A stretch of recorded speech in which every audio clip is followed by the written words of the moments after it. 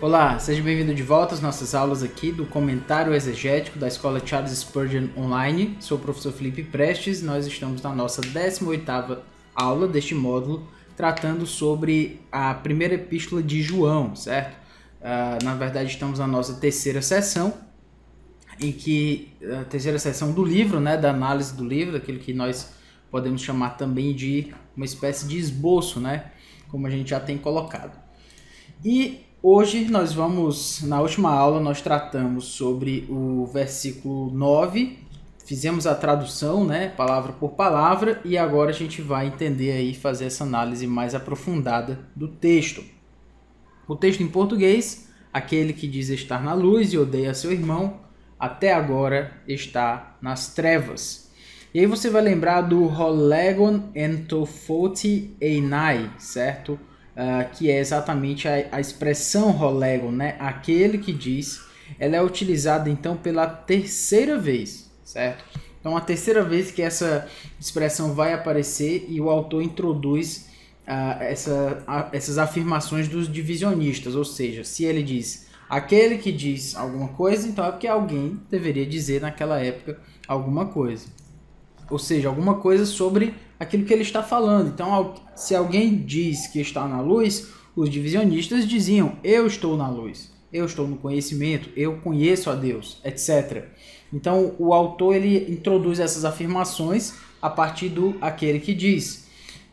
E é interessante a gente notar isso, porque quando ele diz aquele que diz estar na luz, certo? São afirmações, por exemplo, como conhecê-lo. Essas foram as afirmações. Aquele que diz que conhece a Deus, aquele que diz que vive nele e aquele que diz estar na luz, foram as afirmações. Todas essas afirmações, todas essas afirmações que João começa com aquele que diz, e aí vem uma afirmação, são afirmações que indicam intimidade com Deus. Ou seja, são afirmações que indicam que aquelas pessoas diziam-se próximas de Deus, eles se diziam que conheciam, eles diziam que viviam em Deus, que estavam na luz. E João vai exatamente trazer para a gente características que vão provar se essa pessoa está ou não na luz. Então a afirmação de estar na luz parece exatamente ter conotações gnósticas. Lembra que a gente falou do gnosticismo? Aquela ideia de que eu sou mais poderoso, de que eu sou não mais poderoso, mas que eu sou mais iniciado, né, na religiosidade, mais iniciado no cristianismo. Aquela ideia de que essa pessoa aqui que está próxima de Deus, que tem o conhecimento de Deus. Então essa afirmação seria uma virtude de possuir uma natureza que tem a essência da luz, ou através de uma experiência mística, certo? Então, a ideia de dizer que alguém tem essa proximidade com a luz, essa estar na luz, é uma ideia que parece realmente ter uma influência gnóstica aí, com a ideia exatamente de que está próximo de Deus, está mais próximo de Deus, etc. Então, alguém está dizendo isso, eu estou na luz, pois vamos ver então qual é a implicação disso, que é exatamente a segunda parte do versículo. Kaitona delfona autu misson, ou seja, e ao seu irmão odeia, enteiskotia estin heus arti, ou seja, ainda agora, certo? Estin está enteiskotia, está nas trevas. Então é interessante notar, porque antes o autor tinha inferido que os divisionistas andavam nas trevas do pecado, apesar de suas afirmações de que tinham comunhão com Deus. Então é uma inferência, mas aqui ele é ainda mais específico sobre o pecado. Ou seja, antes ele diz que está em Deus, mas anda nas trevas. Ok, isso é uma clareza de que a pessoa não vive em comunhão com Deus porque ela anda nas trevas. Aqui é como se ele dissesse o que é trevas. O que eu quero dizer quando eu estou me referindo a essa ideia de estar nas trevas? E aí ele diz, odiar a seu irmão. Odiar a seu irmão e ainda estar nas trevas. Esse é o problema do pecado. Você odeia o seu irmão e você anda nas trevas se você odeia o seu irmão. mostrando claramente de que o cristianismo não pode ser vivido de uma forma em que você tem uma certa proximidade com Deus e ao mesmo tempo você vive longe dos seus irmãos, você odeia o seu irmão, você tem problema com o seu irmão. Bom, duas coisas que são incompatíveis, certo? Então é possível e bem provável que esses divisionistas, eles não odiassem a todos os crentes, mas em particular odiassem a João e aos que pertenciam a seu grupo. É interessante notar isso. É provável, na verdade vamos pensar um pouco, né? É um pouco difícil que alguém odeie todas as pessoas, todos os irmãos daquelas igrejas e tal. É muito difícil que isso fosse uma realidade, até possível, mas enfim. É mais provável que esses divisionistas eles odiassem mesmo era João e aqueles que pertenciam ao grupo de João. Por quê? Porque eram aqueles que tinham ensinado o evangelho verdadeiro, o evangelho com o qual eles estavam desde o princípio. Então, provavelmente João está se referindo, vocês dizem que estão na luz e vocês nos odeiam e a gente não fez nada contra vocês, a gente só está aqui ensinando o que é verdadeiro. Então parece realmente que ali há uma divisão, certo? Dentro do cristianismo primitivo, que se manifestou pelo menos de um lado com um ódio ativo contra outros cristãos. Ou seja, quem seriam esses outros cristãos? Seria João e aqueles que fazem parte do seu grupo, da sua comunidade. Os divisionistas, eles mostram esse ódio por aqueles que estão ensinando a verdadeira doutrina. Por quê? Porque eles querem se separar disso. Talvez a ideia seria, eu acredito, uma ideia de formar uma espécie de elite espiritual. O gnosticismo tinha muito disso, de fechar o conhecimento de Deus, dos mistérios acerca de Deus em um só lugar, para um grupo seleto de pessoas. Não sei exatamente. O ponto é, eles odiavam seus irmãos. Diziam estar na luz e odiavam seus irmãos. Então, a resposta para isso é que João diz, olha, se você diz que está na luz, cai tonadelfona ao tu e o seu irmão você odeia, bom, você ainda está nas trevas. É interessante também lembrar que o verbo odiar, né, também pode parecer forte demais. Então, Westcott, que é um erudito, diz que não há crepúsculo neste mundo espiritual. O que ele quer dizer com isso? Não pode haver uma real e absoluta indiferença. Até mesmo o mostrar indiferença vem de um ódio interno. Ninguém tem uma indiferença para com os irmãos. Você, na verdade, odeia. Talvez a sua indiferença seja um ódio que você tem dentro de si, mas total indiferença é um pouco complicado. Onde a simpatia não existe, eu achei isso bem interessante. Onde a simpatia não existe, o ódio inevitavelmente aparece. O ódio aparece onde a simpatia não existe. Aqueles irmãos que estavam ali, aqueles divisionistas, na verdade, que estavam ali tentando ensinar, trazer um ensino falso, eles podiam não gostar daqueles irmãos que pregavam o ensino verdadeiro desde o princípio, e mesmo talvez uma indiferença vinha a partir desse ódio que vem do coração. Jesus disse, né, quem não é por mim é contra mim, quem comigo não ajunta espalha.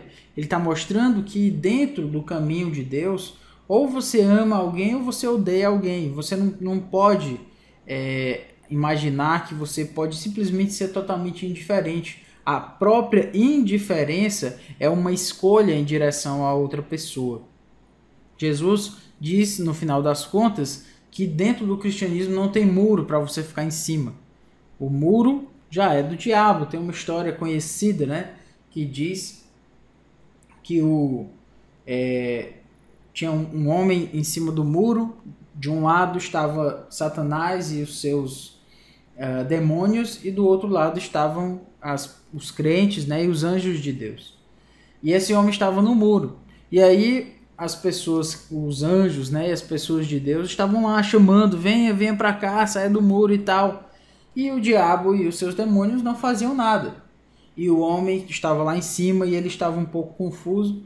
E ele perguntou, mas por que você não está gritando em meu favor, né, me chamando? E o diabo disse, porque o muro é meu.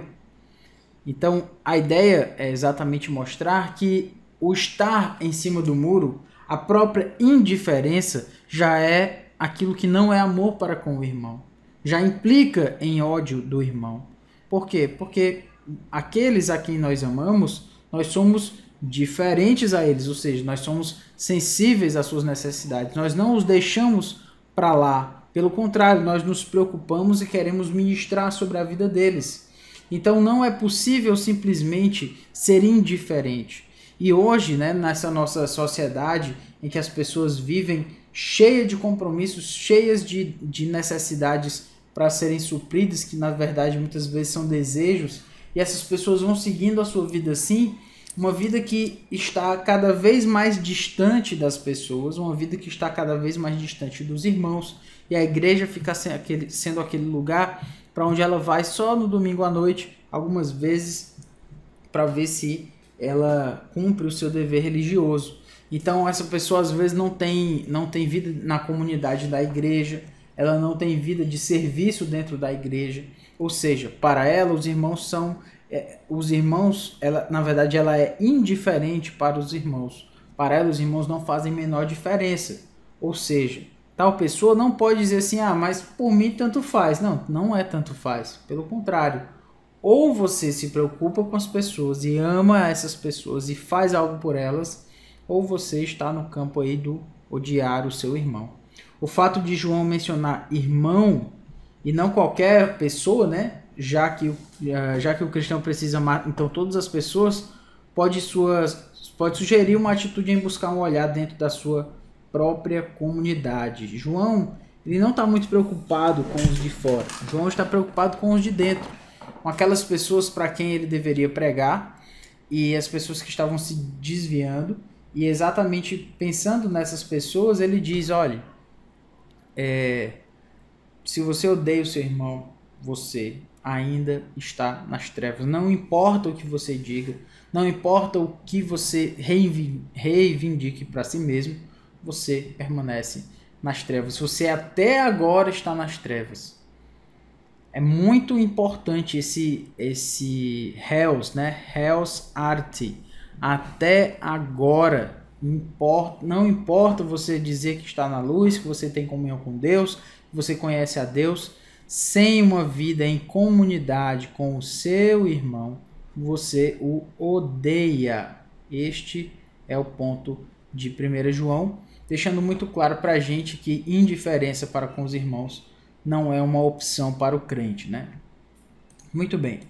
Vamos aqui, então, estamos chegando aqui para o versículo 10, em que a gente tem o seguinte: Ho agapon ton adelphon autu entofoti menei kai skandalon en auto uk estin, que em português, aquele que ama a seu irmão permanece na luz e nele não há nenhum tropeço. Vamos entender então esse texto aí, certo? Ho agapon, você lembra aqui do ômega ni, quando a gente falou do ho legon, então ho agapon tem a ver com aquele, lembra que o ho ligado a um verbo com o particípio, dessa forma aqui, principalmente no nominativo, ele pode ser traduzido como aquele, certo? Então nós temos aqui aquele que, lembra que o ho dessa forma, então, agapon, você lembra que tem a ver com a ideia de amar, de amor. Então, agapon, aquele que ama. Aquele que ama. Ton adelphon autu, certo? Ton adelphon. Quem ama, ama alguém ou algo, né? No caso aqui, o ton adelphon estará, então, no caso acusativo. Nós temos um artigo e um substantivo aqui no acusativo, porque eles são objeto direto, certo? Eles são objeto direto do verbo participial aqui, agapon. Então, aquele que ama, no caso nós temos aqui autu, ou seja, aquele que ama seu, ou dele, né? Mas está falando aqui do seu, aquele que ama seu tonal delfono, agora o objeto direto, seu irmão. Aquele que ama o seu irmão. Ento foti menei. Então, ento seria na, porque a palavra aqui é foti, de onde vem a palavra foto, que tem a ver com a ideia de luz. Então, aquele que ama o seu irmão na luz. E aí a gente tem o verbo meno aqui na terceira pessoa do singular, porque ele está falando ainda do aquele que. Então, aquele que ama seu irmão na luz. Menei, menes, na verdade, meno, eu permaneço. Menes, tu permaneces. Menei, ele permanece. Então, aquele que ama seu irmão na luz permanece. Na luz permanece. Cai e, que é essa partícula aqui, né?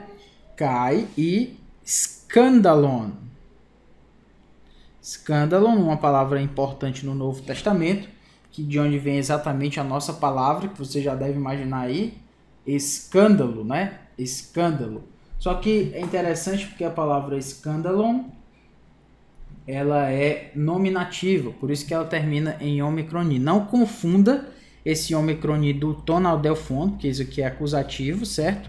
Só que é acusativo, aqui no caso, ele é o acusativo masculino.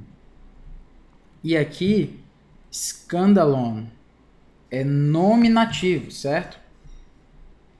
Só que é nominativo neutro.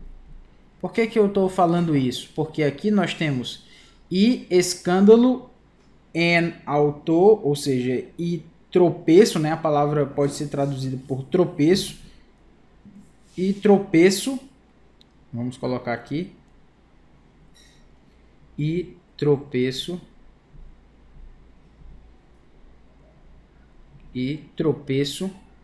en autor, ou seja, nele, uk, que é o nossa partícula de negação, no caso aqui, uk, não, e tropeço nele, não estin. Às vezes o estin tem a ver com a ideia de haver, né? Então, professor, quando é que eu sei que é o verbo ser ou o verbo estar ou o verbo haver, né? Bom, depende do contexto. Scandalon en auto estin. E nele não está o escândalo ou nele não há o escândalo. Assim faz mais sentido, então, a tradução. Por que que eu chamei a atenção para o fato de ele estar no neutro? Porque a ideia aqui é nele o estin scandalon, ou seja, esse nominativo aqui tem uma função de predicativo do sujeito, porque o verbo estin aqui está ligado a ele, certo? Então, por isso, ele está no nominativo. Só para que você não confunda aqui, porque ele parece com um acusativo na sua terminação, ok? Beleza, vamos seguir adiante aqui então, tendo traduzido o versículo 10, vamos para o nosso texto especificamente, tá? Nós temos aqui roagapon tonadelfon autu, aquele que ama a seu irmão, entofoti permanece, ou seja, na luz menei, na luz permanece. Então o autor coloca o que os comentaristas vão chamar de contra-hipótese acerca do amor aos irmãos, certo? Ele vai dizer que tipo de amor é esse? Aquele que diz que permanece na luz e não ama seu irmão, que odeia seu irmão, né? Ele ainda está nas trevas. Porque aquele que ama seu irmão, ele permanece na luz. Então é uma contra-hipótese. Aquele que diz que está na luz e odeia seu irmão, esse ainda está nas trevas. Mas aquele que ama seu irmão e não o odeia, obviamente, permanece na luz. Então, a luz de Jesus Cristo já está brilhando, né? A gente viu, né? A luz já brilha, as trevas já se dissipam também, certo? E Jesus, portanto, está brilhando, e o comportamento adequado para o povo que vive nessa luz é amar os seus irmãos.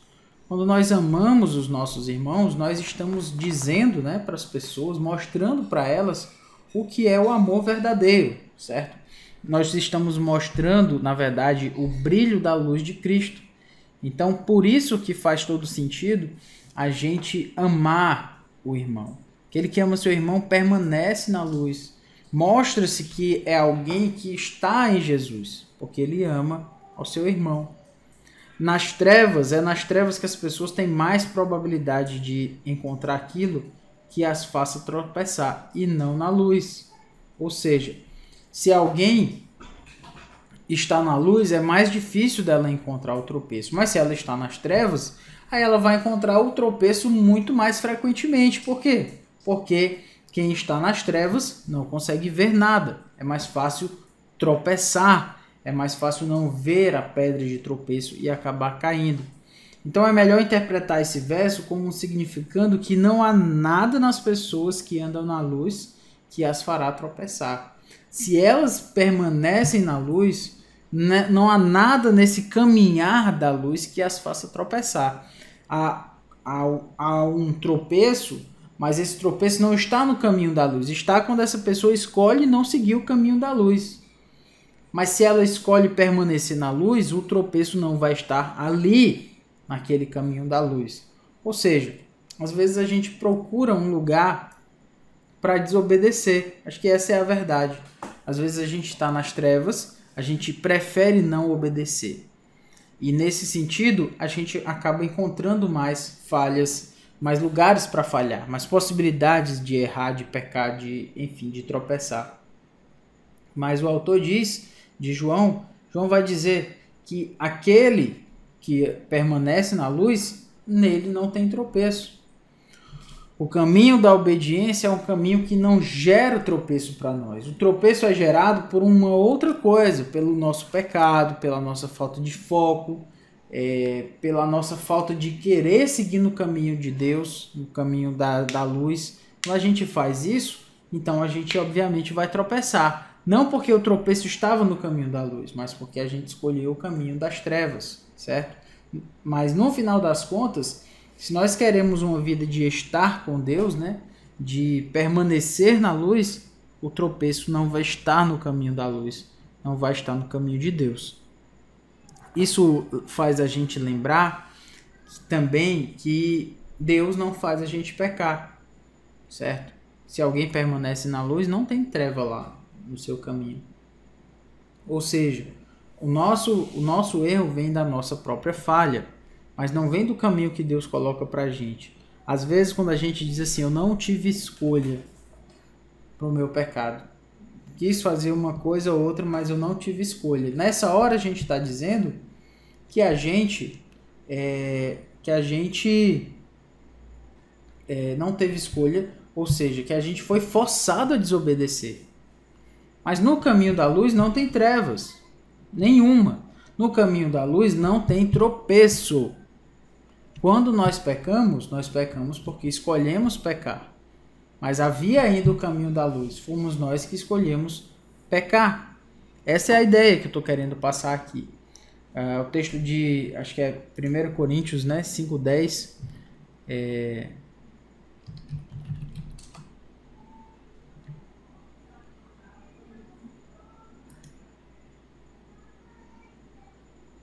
Na verdade, 1 Coríntios 10:13. Não vos sobreveio tentação que não fosse humana, mas Deus é fiel e não permitirá que sejais tentados além das vossas forças. Pelo contrário, juntamente com a tentação, vos proverá livramento, de sorte que a possais suportar. Ou seja, não há nada que aconteça conosco que não haja um livramento para a gente obedecer, que não haja uma via de obediência. Por quê? Porque o caminho da luz não há trevas. Para quem permanece na luz, não há tropeço, não há como falhar se você permanece no caminho da luz. Se você permanece na luz, na verdade. A nossa desobediência é quando a gente não permanece na luz, a gente falha, certo? E de qualquer forma ele está enfatizando aí que esse estar na luz, ele depende mais uma vez de amar o seu irmão. Não é uma coisa isolada, como já colocamos, não é uma coisa assim etérea, diferente, iniciados é que tem acesso a isso, não tem nada a ver com isso. Aquele que ama seu irmão permanece na luz. Estar na luz é uma indicação que você ama o seu irmão, e amar seu irmão é uma indicação de que você está na luz. Você não dissocia o amor pela igreja, o amor pelos irmãos da igreja, você não dissocia isso de estar na luz, de ter a comunhão com Deus e de exatamente saber para onde ir e não tropeçar. O caminho da luz é o caminho de permanecer na luz, é um caminho que não tem tropeço. Tropeço está quando nós falhamos em seguir ao Senhor e muitas vezes até dizemos que a culpa foi dele quando a gente diz não tive escolha. Ficamos por aqui, estamos quase concluindo aí, estamos no versículo 10, ainda temos o final do versículo 10 e o versículo 11 para podermos concluir essas etapas, já estamos chegando bem perto. Um grande abraço, que Deus abençoe.